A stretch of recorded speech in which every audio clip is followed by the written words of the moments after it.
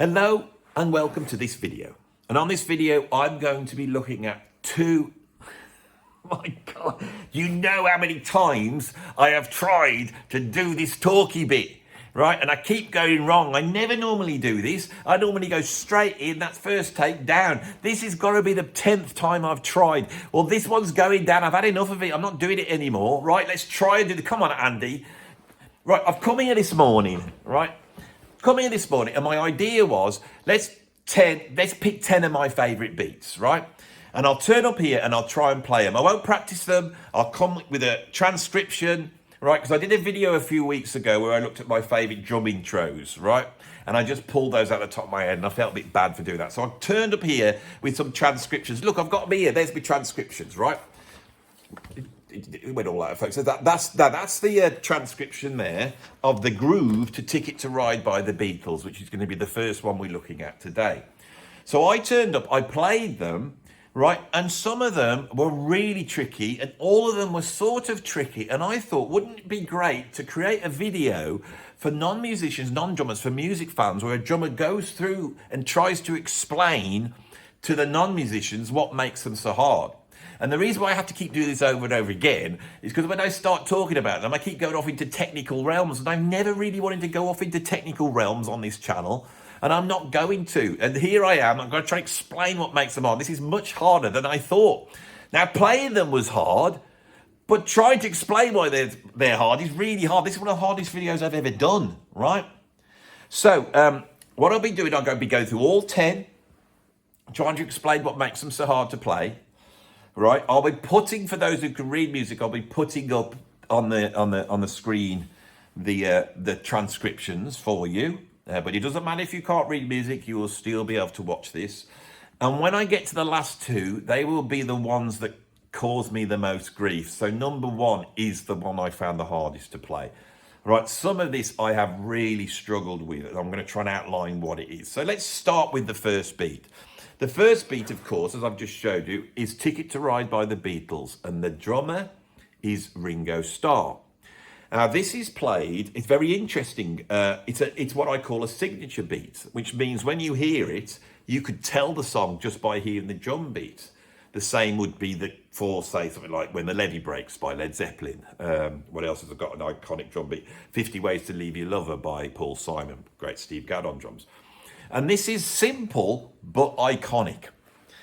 And it's played without the hi-hats. The hi-hats is the cymbals here. And most drum beats have the time being kept on the hi-hat. But this doesn't work like this. And he comes out and he just goes, boom, blah, boom, boom, blah, boom, boom, blah, boom, boom, blah, boom, right?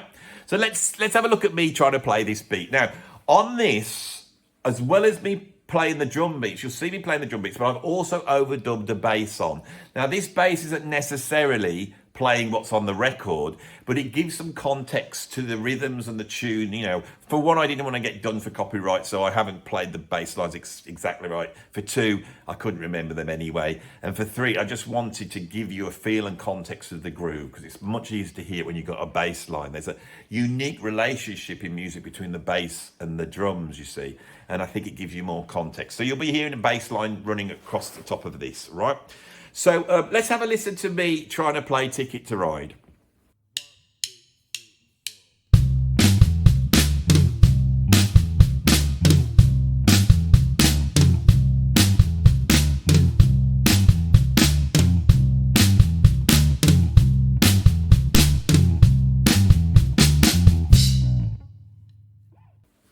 Okay, so when I look at the transcription of it, right, the rhythm is this.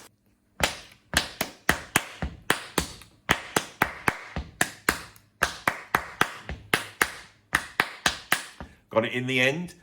1, 2, and 3, and do 1, 2, and 3, and do 1, 2, and 3, and do 1, 2, and 3, and that's the rhythm that it's written. So if we played it as it was written, we'd be going pom, plat, pom, pom, plat, pla, pom, plat, pom, pom, plat, pla, bum, plat, pom, pom, plat, pla, bum. And the back bit of it, pom, plat, pla, pom, plat, pla, bum, that bit there, that is not how you play it. This is not accurate because those are moved. They're in such a strange place. Bum, plap, pop, bum, plap, pop, bum, plap. They have that sort of falling down feel. Bum, plap, pop, bum, plap, plop, bum. Now, if you listen to the Beatles version of it, Ringo in the first few bars has to adjust for this feel. You can hear he doesn't actually quite get it right, which makes it even more interesting. Now, if you want to know what's happening with this is in what we call simple time. And simple time is music that's made out of 2s and 4s. So here's our time, 1 2 1 2 1 2 1 2, and I'm putting a 2 in between the beat. 1 2 1 2 1 2 1 2 1 2 3 4 1 2 3 4 1 2 3 4 1. That's simple time. And then we have a thing called compound time, and exactly the same speed, but we've got a different amount of beats inside that. We've got 3 instead. 1 2 3 1 2 3 daddle-dee, daddle-dee, daddle-dee, daddle-dee. And that gives you this sort of horsey riding effect, you know. Now, I've done a video on rhythm recently for musicians, and I go into this in detail for about an hour. But I think what's happening is this beat starts off in straight time, 1 ba da da, 1 1 2 1, and then this bit here, bat bat, is out of 3. Now, if you think of the time, you go 1 2 3 1 2 3 1 2 3 2 2 3 1 2 3 2 2 3 1 2 3 2 2 3 1 2 3 2 pop pa da da pop pa da. Now hear that at the end of that pop. Here where they're placed, they're in a completely different timing. So Ticket to the Ride is bonkers because it goes 1 2 and pop pa. 1 2 and 1 2 3 1 2 and 1 2 3 1 2 and 1 2 3. Right, that is tricky and it's very interesting. Now, one of the things that was going on historically at this point when the Beatles did this is there was a lot of rock and roll that had gone on before, and some of the rock and roll was based on 3s, compound time, and some of the rock and roll was based on straight time, and you get weird mixtures at that time of drummers not too sure where they're at or what they're doing. Sometimes you'll get songs where the band's playing straight, they're going, and then the drum's going, and you get these weird grooves. One of the most beautiful examples of it is Think by James Brown. Listen to the groove on that. And it's because nobody is actually in quite the same place. Now, what Ringo's doing here is very interesting because the first half you're hearing it straight, bom ba da, bom bom ba bom ba da bom bom ba, and it has that falling over feel. Now, I don't think Ringo actually originated this. It obviously comes from the guitar part, whoever came up with that part. And it's interesting the way the guitarist is, and that push against the time that you're feeling is what makes things want to groove. Now, when it goes to the middle section, he straightens it up, boom, bat, boom, boom, bat, boom, and I didn't play that, boom, boom, bat, and it goes very, very straight, which contrasts with the verse. And I think that's really interesting. So this one is relatively simple to play. I mean, you could play it with one hand, boom, pop, pop, pop, pop, pop, boom, pop, pop, pop, pop, pop. But to get the feel right is difficult. Now, a lot of these difficulties on these beats, some of them are technically hard to play, like physically they're hard to play, and I'm going to get into that when we get to them. But all of them have a unique feel. And it's trying to capture the feel. And when I was recording them, I had to keep stopping and starting because I just didn't feel like I'd nailed the feel. And I still don't feel like I'd nailed the feel. Now, if I was going to play these songs properly, I'd probably have to come down here and take that one beat and sit on it for about 15 minutes, just playing and playing until my body assimilates it and my body's enough control to be able to get the feel into it, you know. And you have to get the feel as well. You've got to be able to feel the groove. But this morning, running through them, and see, I can be a bit arrogant. I thought I'd just come in, this would be relatively easy for me, because I can play, these, none of these are like the black page, but it's all about the feel.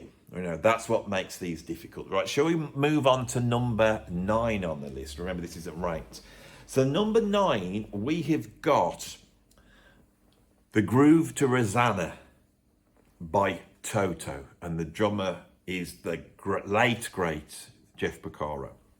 Now, this is one of those shuffly tunes based upon 3.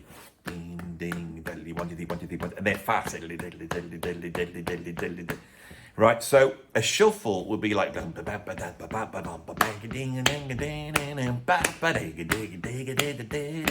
but this is what's called a halftime shuffle. So you have that feel.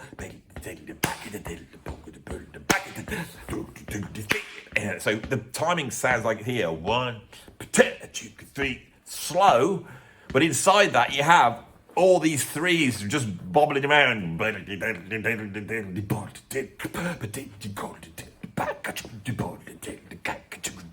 Now there's a history with this. The guy that really originated the halftime shuffle was Bernard Purdie. Bernard Purdie played a whole bunch of shuffles throughout the late 60s, early 70s.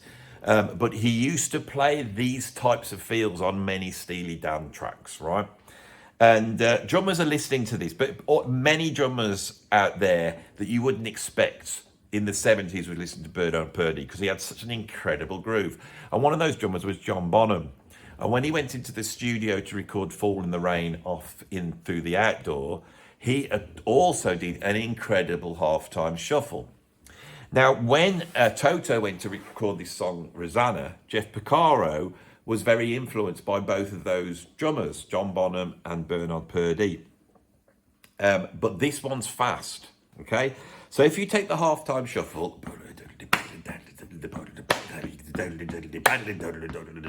you see it's slow, but it's got all those running in, and as opposed to going that would be normal time. And with the halftime shuffle, there's a lot of these little left-hand things that you have to get into place. And this one is unbelievably tricky. And then with Toto, it's really fast. And then on top of that, Jeff Porcaro has taken the Bo Diddley beat. You know the Bo Diddley beat?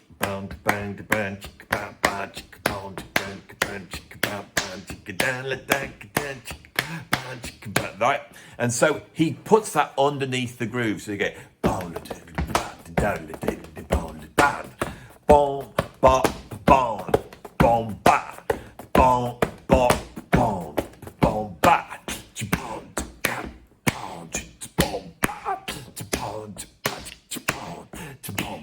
right? But it's fast. And that's so infectious, people love this groove. Now, do you want to see me try and play it? Here we go. This is me playing the groove to Rosanna.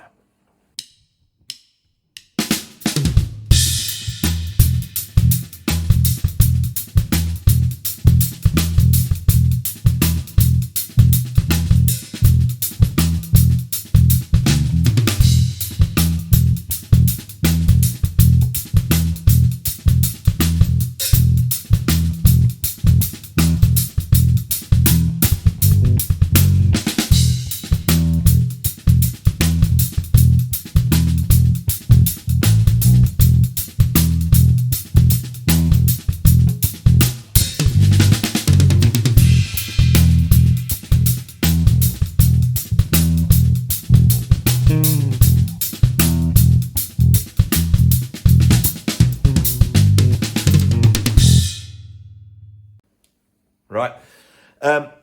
One of the things that's really hard with this groove is the hi-hats are going and you've got to play it in a certain way. Now drummers get this by using a thing called molar technique, and molar technique is to do with this wrist being all floppy, and then your arm, you sort of get this, and it's quite a difficult thing to master. Right, so rather than going tap to tap to tap to tap how you would expect them, drummers are going tap to tap to tap to tap. Now you can see when I'm doing that, that's how you'd play it.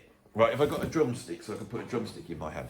So to slow it down, there's the action, and you can see the stick's going at double the speed that my arm's going. And that's quite hard to master. Now, for me, I learned this beat years and years ago, because it's like a tester for drummers, and I spent time working on it. And if you have a search now, if you want, you will find that there's actually me playing a version of Rosanna on this channel. So this one didn't cause me much trouble, but again, the feel's hard to get. and this one's fast. Jeff Porcaro was one of the great session drummers in the 1980s, and he's absolutely revered amongst drummers. Yeah, whether a lot of non-drummers, they like Neil Peart and they love John Bonham and all that. And those drummers are great, but amongst drummers, people absolutely revere Jeff Porcaro. His groove is so great.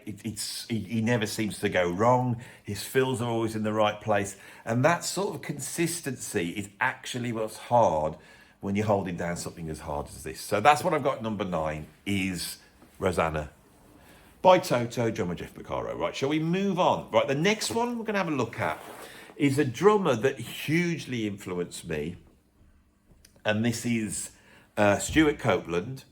And I decided I could have picked any drum beat by him, and some of them are unbelievably hard to play. Spirits in the Material World, every little thing she does is magic. They're a nightmare. Now, I spent some time playing in a Police and Sting tribute, and by this time this video comes out, you will be able to now have a look at the interview I did with Dominic Miller, the guitarist and musical director for Sting for the last 35 years. It's very interesting. And I've had a right laugh being able to send some of my videos of my old Police tribute band over to Dominic for him to have a look at, which he replied on by text after watching it. He goes, "It's really good, but I think our singer's more realistic," which I thought was quite funny. So with Stewart Copeland is, I think, perhaps the most groundbreaking and innovative drummer of the last 45 years. He completely changes the shape of drums. Now, this is relatively easy to play, but it's just so strange. So here I am anyway, playing the drum beat to Walking on the Moon by the Police.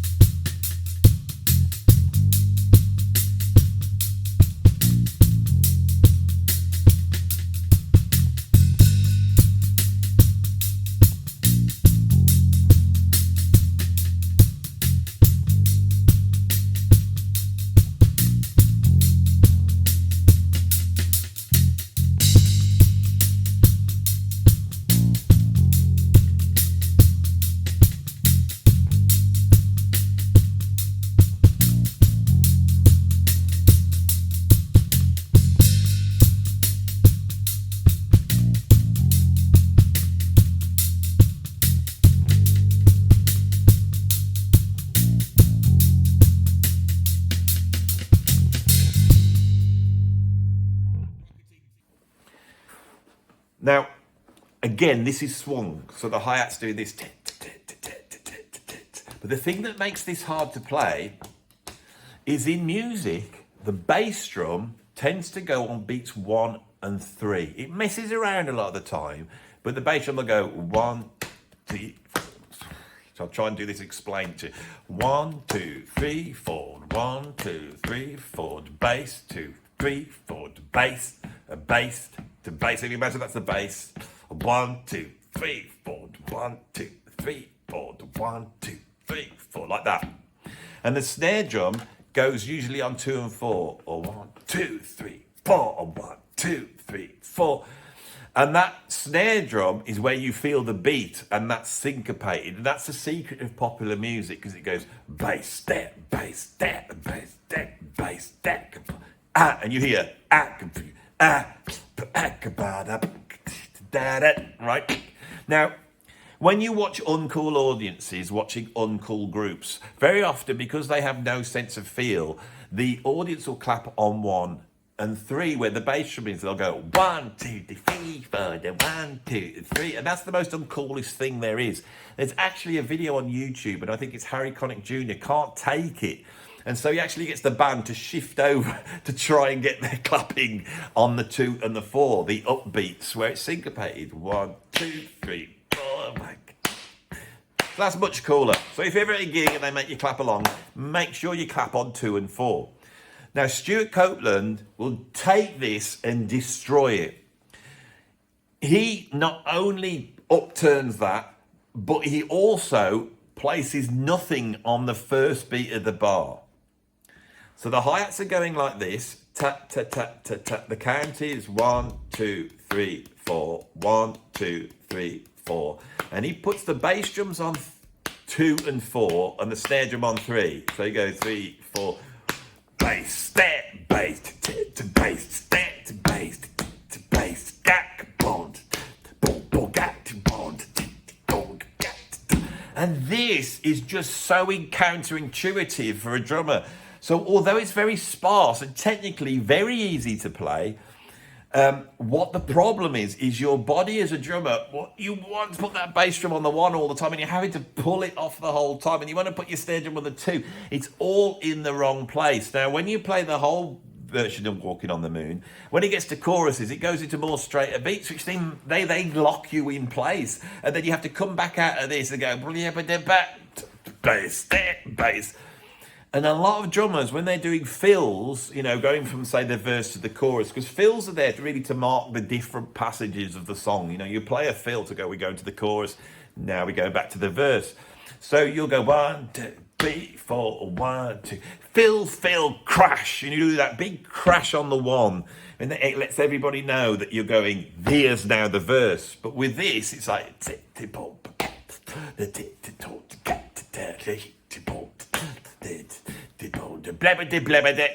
boom, and you get that gap, which is absolutely infectious, and it just makes you feel like like this. And the other thing that's interesting with this beat is that Stuart Copeland is playing his drums through a delay, and they've taken the mics and they have fed it through a delay, and he's hear it in real time. I couldn't do that here, so I've had to try and drop a delay on it.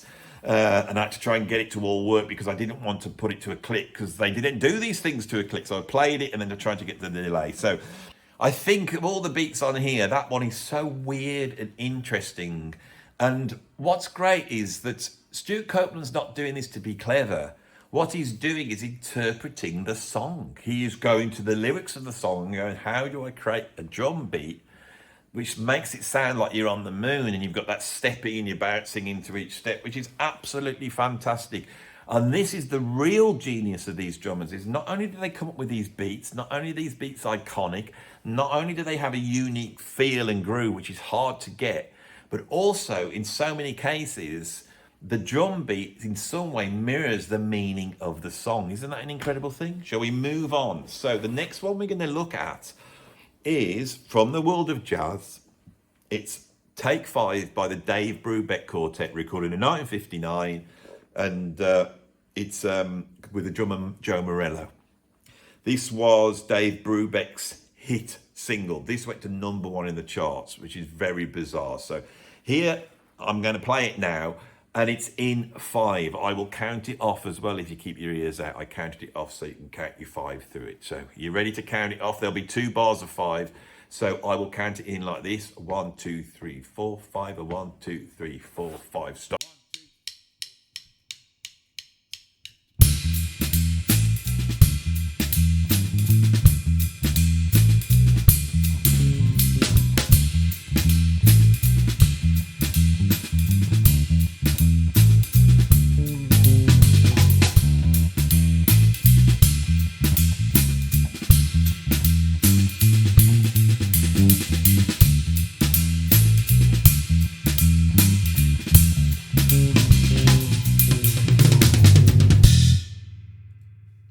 So this is very, very interesting. In the 1950s, jazz musicians started to experiment with odd times. Nothing out there, 3/4, stuff like that. I think Max Roach was the first to do this. Although, right at the beginning of jazz, even before jazz had been recorded, there was a guy in New Orleans called James Europe, and he had a big band, and he actually recorded a tune in 5/4 back in about 1912. But we'll just forget that, right? In 1959, Dave Brubeck brought out this album called Time Out, and every single piece on it was in a weird time signature. This is really ground zero for odd time playing. Now, those of you who like progressive rock or jazz fusion know that it's just now de rigueur. Everybody's playing in weird time signatures. But when this happened back in 1959, Joe Morello was one of those drummers that was faced with suddenly having to play in 5. And if you're not used to it, you have to sort of get used to it. He's swinging as well, right? And what he's doing is he's dividing this 5 into 2 bars that he understands. He's divided it into 3 and 2. Now, Joe Morello, when I say understand, sounds a bit condescending. Joe Morello is one of the greatest drummers in jazz history, especially technically, and I'm sure this caused him no problem whatsoever. But the point is, historically, this is the first time anybody's really done this. And so he's counting the 5 like this: a 3 and then a 2. A 1, 2, 3, a 1, 2, a 1, 2, 3, 1, 2. And his right hand is swinging. Ta, ta, ta, ta, ta, ta, ta, pa, pa, ta, ta, ta, ta, ta. Now, there's another incredibly innovative thing about this track is that the A section, the first thing you hear, the vamp, is modal. What that means is there is just one chord, and that chord is just identifying a scale, and they're all playing in a scale rather than playing over a set of chords. Now, very famously, when this was made, and it's actually written by the saxophone player Paul Desmond, when he came in, he had the B section as the A section and the A section of the B section. So it would have started off like, and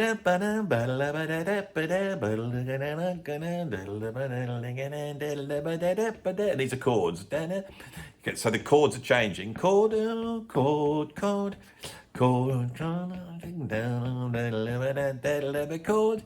chord, chord, and then it would have come back out into the modal section, which is what it's called when you don't have chords. The no change just stays. And this was a thing that was happening in 1959. Miles Davis was also exploring this stuff on Kind of Blue. But I feel that the modal approach here is even more groundbreaking than Miles Davis's approach on Kind of Blue, especially Paul Desmond's solo, where he really does explore all the little spaces inside this. So this idea of having an odd time signature and having this mode is very similar to Indian classical music like ragas, and it creates a hypnotic effect. And this track is unbelievably groundbreaking for jazz. When it was released, it was so popular, it came out as a single and it went to #1 in the charts. Now, what do we learn from that? It's absolutely bizarre. This is the biggest selling single in jazz history, I believe. Anyway, shall we move on now to some more jazz, but some more jazz fusion? And I don't know where we are, the numbers. I haven't got a clue. I've got a feeling we're on 6. We might be on 6. I don't know. You're keeping count, aren't you? So at number 6, we have the drum beat from the tune Lenore by Chick Corea, appeared on the album The Leprechaun. And the drummer is Steve Gadd. And you're going to hear me play it now. And I want you to have a look at the way I'm playing it, because there's something quite interesting about this beat, which is why I've put it on the list.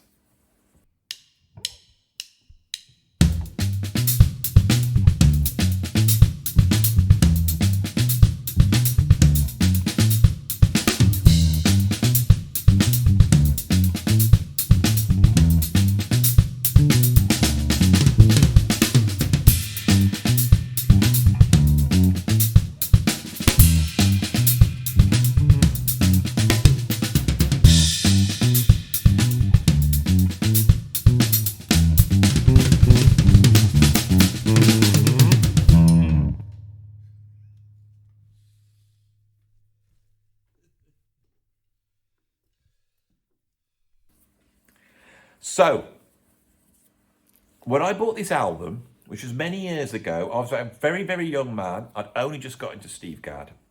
I only just discovered him. And I was taken to an antiques fair in Malvern. And whilst my mom and dad were looking at all these, china dogs and plates, I found a little box of records, which was quite exciting. And as I thumbed my way through it, believe it or not, The Leprechaun by Chick Corea was in there. And it was so exciting to find it at this antiques fair. And I said, can I have £3 Dad, buy this chick Corea, and I did.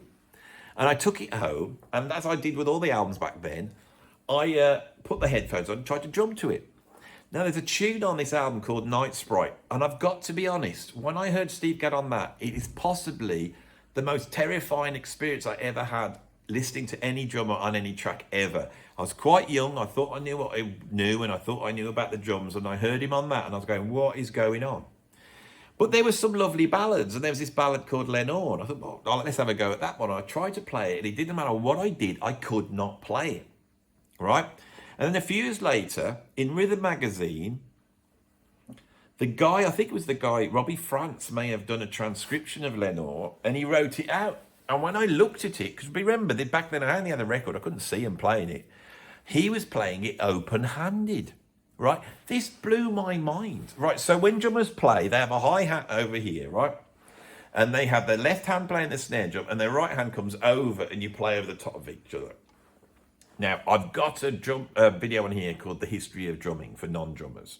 And I explain why that is. So I won't go why drummers do this awful thing of crossing their hands over. Playing open-handed is when you play with your left hand on the hi-hat and your right hand on the snare drum. Now, some drummers, most notably Billy Cobham and Simon Phillips, and also that guy from Faith No More, they all play open hand with the left hand on the hi-hat. And if you decide to play that, you've got to do everything around the wrong way, and it's really difficult to do. Steve Gadd is a right-handed player, but he will create beats which are right-hand led. It's still his right hand that's doing the work, but they're still open-handed. And that's what makes this beat so amazing. Now, the reason he's playing open-handed is because he's not crossed over. He can get to the floor tom. Now, the floor tom is the big tom on the floor, and it sounds very similar to the bass drum, but not quite. It's got usually got more tone, but not with Steve Gadd, because Steve Gadd has really muffly drums. And he begins this beat on the floor tom. Nobody does this. He has a floor tom, and then he plays a little, what's called an inverted paradiddle between the hi-hat and snare drum. But because it's the wrong way round, you don't recognize it as that. And then he's got some linear things going on. Now, linear things is where you are playing two things on the drum kit at once, right? And it creates quite funky, weird patterns. One of the guys that was like a genius at linear drumming is David Garibaldi from Tower of Power. It gives you a certain sound. I was just playing some linear stuff, and it's all this bubbly stuff. And the second half of this has got some linear stuff in. And it's so beautiful. This beat is so beautiful in its genius. Steve Gadd is like a genius. Starts with the floor tom, has a paradiddle between the hi-hats and snare drum. It's inverted, and it's the wrong way round because you're left-hand led. And then it finishes off with some linear patterns. And right at the end of the beat, he plays two bass drums. And that leads round to the floor tom. So you get this da-da-bong, right? And that sound is unusual. It's a very difficult sound to try and create in a drum beat, which is why this sounds so alien and weird, and is why I couldn't work it out. Now, this normally would have caused me a great deal of technical difficulties if I'd have been playing it cold. But I learnt this drum beat many years ago, and when I learnt it from that Robbie France transcription from Rhythm magazine, when I learnt it and I suddenly realised that I could play open-handed, I started to take everything that I played like this and I started to reverse it round, and it was a game changer for me, which is why this beat is on the list. Shall we move on now to, I think, would be number 5 perhaps? Number 5, I've got the drumming that John Bonham did to Good Times, Bad Times by Led Zeppelin, which is the opening track off their very first album, Led Zeppelin 1. I would like to mention the fact that this is so incredible. There's so much stuff going on this track. This was John Bonham saying hello to the world, right? This is the first track most people would have heard in the Led Zeppelin album. They put it on, and they were confronted with this.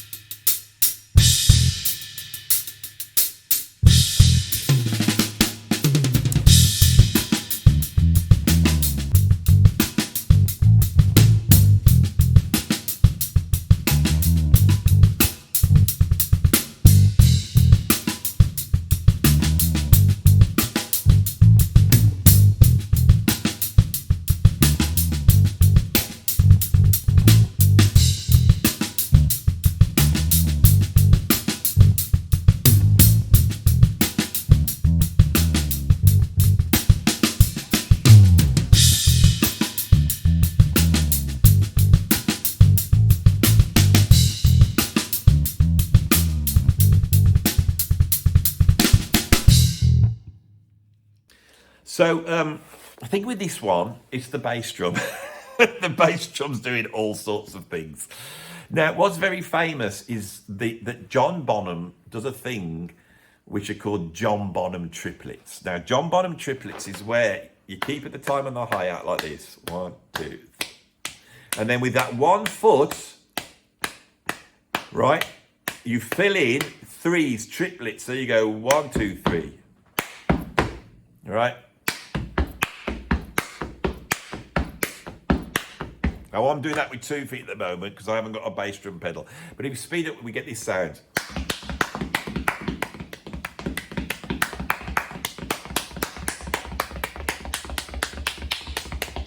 Right? But Bonham's doing that with 1 foot. He only does it every now and then. And drummers, not knowing what this was, must have gone, what is going on? Has he got 2 bass drums? Remember, at this time, there was hardly any drummers playing with 2 bass drums. I think Ginger Baker was, perhaps. But he was doing this with 1 foot. But actually, the thing that's the killer is the rest of the bass drumming. Because drummers don't like to play more than 2 beats with their bass drum. And yet in this, he's playing 4, and I think sometimes 5. If I just have a look at the transcription. So, and I'll put this back on the screen for you to look at. Can you see the black dots at the bottom of the stave? Look how many there are. It's like bom bom ba ba bom bom bom bom ba ba bom bom bom bom bom ba ba bom bom bom bom ba bom. Like that is when it's fast. It's pretty insane. And it is. I was a big John Bonham fan. I can play this. I heard it when I was a kid. I worked to get my bass drum up at those speeds. I still had a little bit of trouble trying to get those fast triplets on this, if you ever listened to me trying to do it, but I pulled them off. But the thing that's really interesting is that when I try and play the transcription, I just can't. Because Bonham doesn't sound, this is a transcription that you can see, is just a part of it. He's actually playing all over the place. There's all sorts of different things going on. And I've tried to sort of play somewhere between what was written there and the way I would play it. So I didn't play exactly what was there, but I think the spirit was there. Of course, you've got that laid back feel of Bonham, which is pretty amazing. Incredible, iconic track. Shall we move on to the next one on the list? And here we are now, I believe, at number 9. And number 9 is going to be from 1969, The Meters with Cissy Strut, with the drummer is Zigaboo Modellist.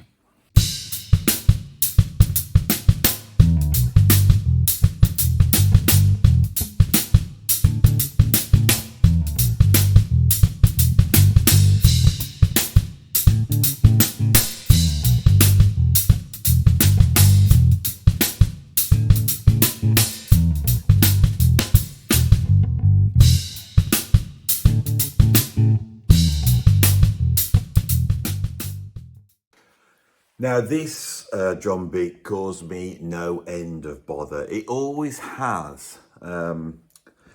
Joseph Zigaboo Modellist recorded this in 1969, and it is so far ahead of its time. The reason why it causes me so much problems is because the hi-hat pattern, right, is very disjointed. There's no time being kept with it. It's like, it's got this weird loping sort of almost like New Orleans swampy groove to the hi-hat, and then the bass drum is going booga, booga, and those two rhythms against each other just do not go together. And there's a point in the beat where you're playing 2 hits with your bass drum and you're playing 2 hits with your hi-hats, but rather than being on top of each other, which is easy to play, they're shifted off, and it's that bit of the beat that caused me no end of problems. Now, it could be that on this drum beat, Zigaboo is playing open-handed, right? Which means he's playing that way around rather than that way. And I've always wondered whether that makes it easier. So when I turned up, I thought, oh, this one will be no problem because I've just got to play open-handed. You know, that's the key to this. And I tried to learn it open-handed. It was just as hard as it was, doing it normal. So in the end, I just had to quickly learn it, with my right hand. I could get it, once I've got it, it wouldn't cause me too much trouble. But it is really, really awkward. And in this case, it did cause me a little bit of problems. And if you go back and watch me trying to play it, you can see I'm having difficulty maintaining that groove. And every now and then I'm sort of having to leave the groove, especially if I've done a fill. So it's a bit of a nightmare, that one is, which is why I've got it here placed at number 3 in the chart.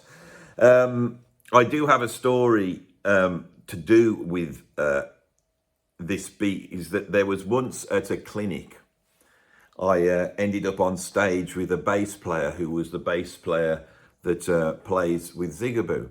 And so we got asked to play Cissy Strut. And of course, I was very aware that I couldn't play the drum beat to Cissy Strut, and it's this iconic beat. So I just sort of parried it and, got around it. And this guy, I wish I could remember his name. I can't remember his name. This bass player turned around to me and said, he goes, "That's exactly what Zigaboo does." Because music has a spirit, and you need to play the spirit. And playing stuff note for note is not where it's at. There's a lot of people on the internet doing this. There's a lot of people coming out and doing these videos, and everyone will be going, "Oh, you didn't get that quite right." But actually, playing them exactly right isn't true to the actual music. And if another drummer was to come in to that group, it would be expected that that drummer would try and put their own stamp on that groove. Now, this could just well be me, trying to come up with excuses why I couldn't play it. But it's a killer one. But nowhere near as what I've got at number 2, which is The Funky Drummer by James Brown with the drummer Clyde Stubblefield.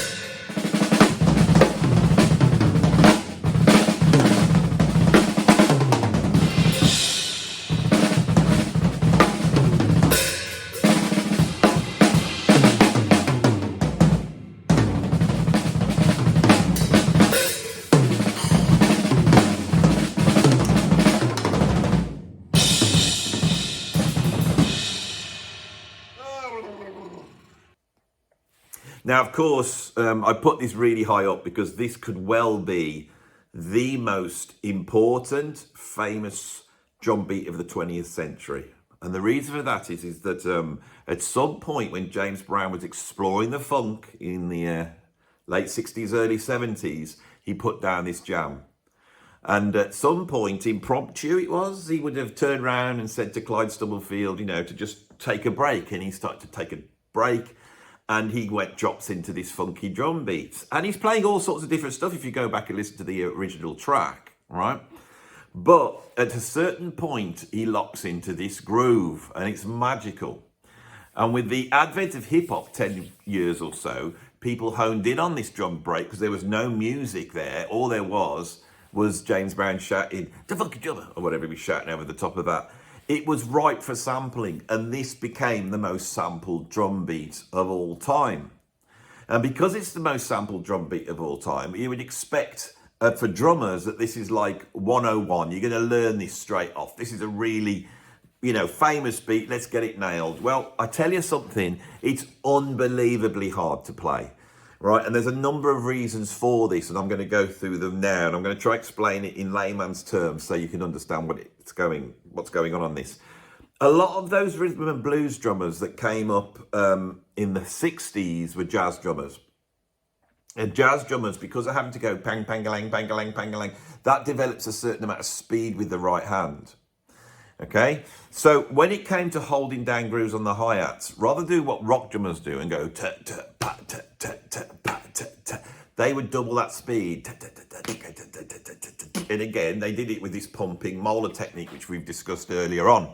Now, in the case of the funky drummer, it's really going at a rate of knots.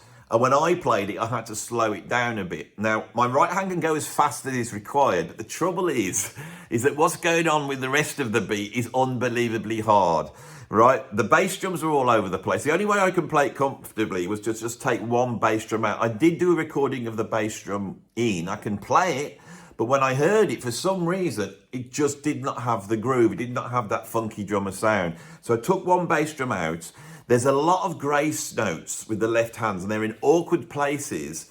And when you play the second backbeat, which is on beat 4, so it's going,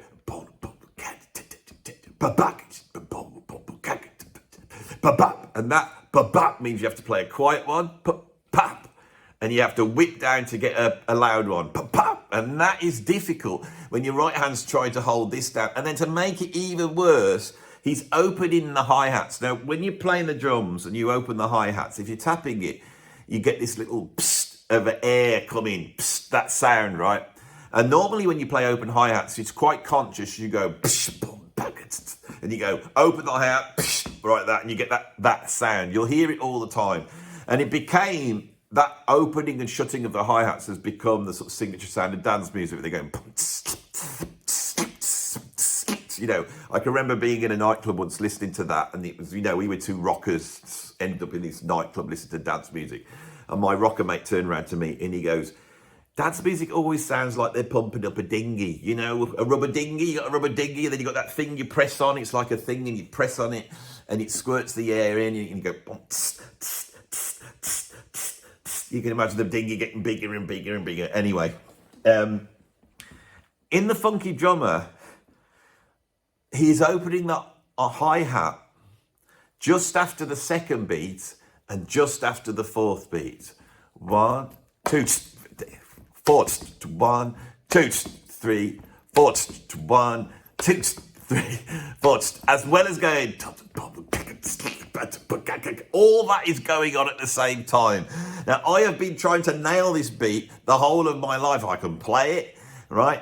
But to get the feel, to get the funky drummer feel, because the feel actually comes from, it's just motoring and it's swingy, and that backbeat's got to be in the pocket. And also, you've got to play it very quiet. Clyde Stubblefield's playing extremely quiet. So when you're playing difficult stuff, you tend to, you know, tense up and play a little bit louder, but it's so quiet, so you have to get the feel of that. This is a killer beat. My God. So anyway, here's my attempt at it. I do apologise. Okay, so all of you who have been following the video properly have noticed that we've got to number 2, and I said the hardest one would be at number 1. And my original intention was to put at number 1 The Black Page by Frank Zappa, which is known as being the hardest drum part in rock and roll. And I have done a recording of The Black Page on my channel. But at number 1, I'm going to put Superstition by Stevie Wonder. And I believe the drummer on it is Stevie Wonder, right?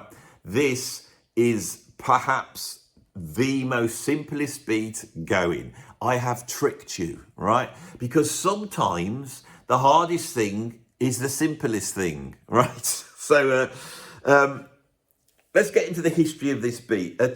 When Steve Wonder was making Talking Book, it was the same time that Jeff Beck was making his breakthrough album, Blow by Blow.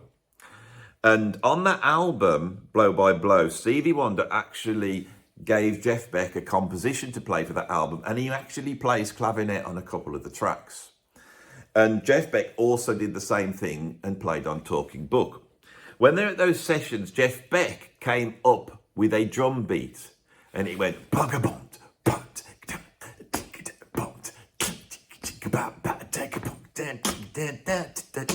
that Jeff Beck came up with that drum beat.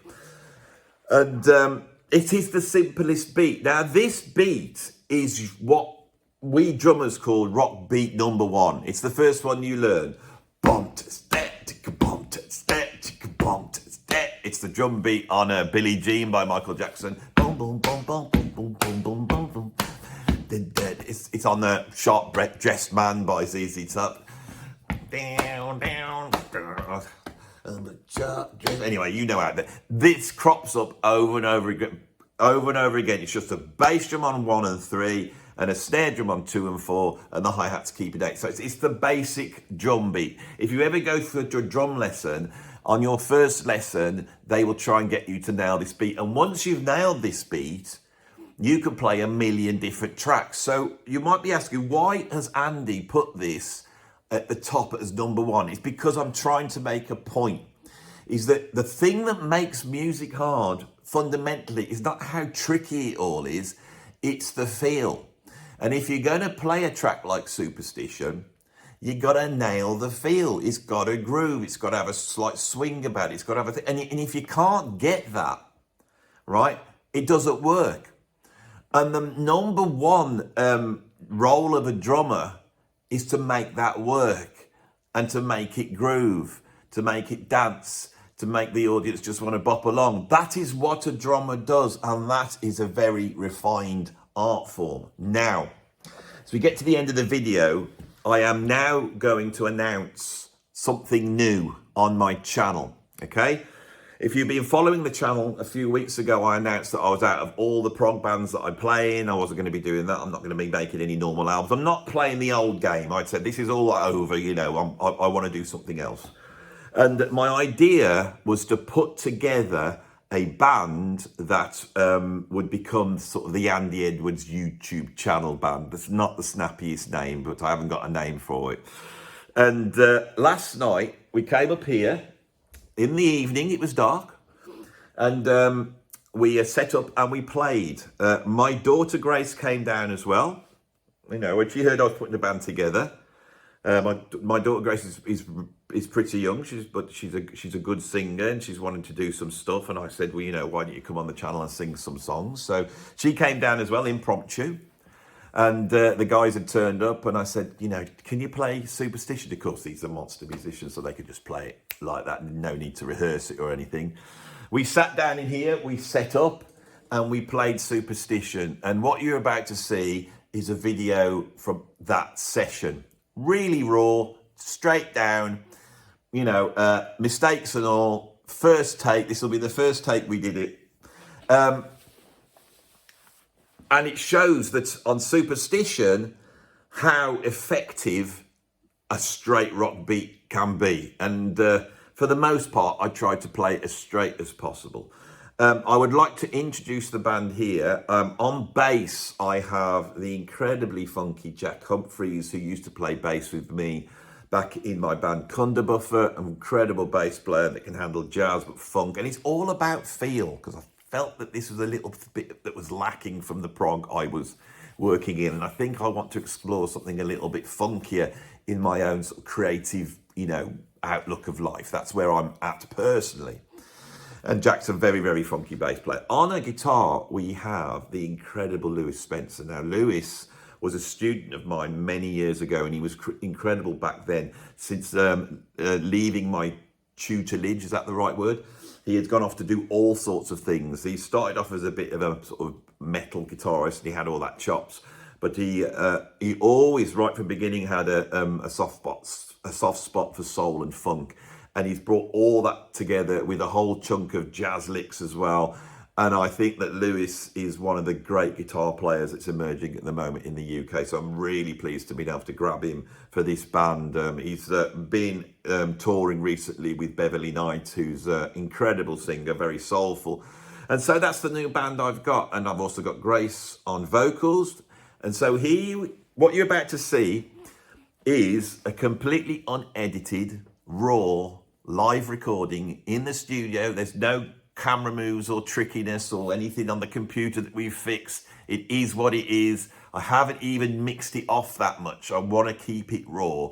And you're going to hear 4 people playing in a room together for the first time, finding out what each other does, and you're going to hear the first take, because this is something on this channel I want to push. I think the computers are making YouTube musicians deliver incredibly perfect stuff. It's incredible and it's great, but it's absolutely perfect. There's no mistakes there whatsoever. I think young musicians and amateur musicians are watching all this stuff and they're thinking this is how you have to play, and they don't really have an idea of what real bands sound like, what real musicians sound like, and you can make mistakes, you can go wrong. But what is important is that you capture the spirit. And that is something that I wanted to get across on this video, and it's something I want to push on this channel. If you are making content or you're making music, nail the spirit. If you nail the spirit, the audience will be with you, and the mistakes will add to it and will give it the feeling that you're in there seeing it for the first time, and that's very exciting. To get the computer and stick it into Pro Tools or whatever and go through and quantize everything and put it all in time and tune that little bit in and do that and do this. I think everyone's sick to death of that sound. We've heard it a million times. It's all we ever hear.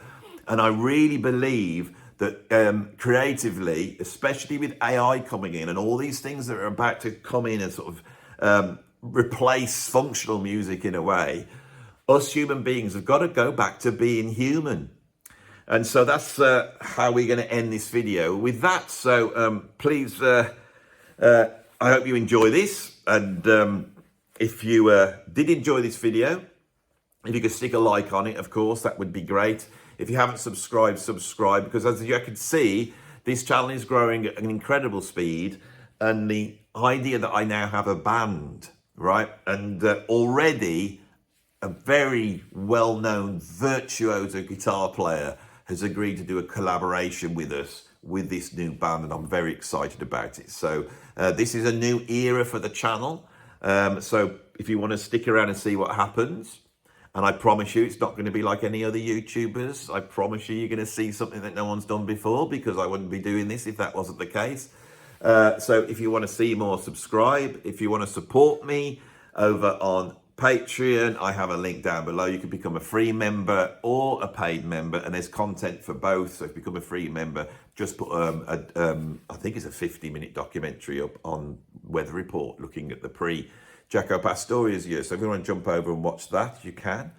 And if you want to put a tip in my PayPal tip jar down below, that is how we are making our living now, us musicians. So I thank everybody who puts a bit of money in there. So are you ready for this, everybody? So this is the Andy Edwards YouTube channel band featuring Grace on vocals, playing Stevie Wonder's Superstition.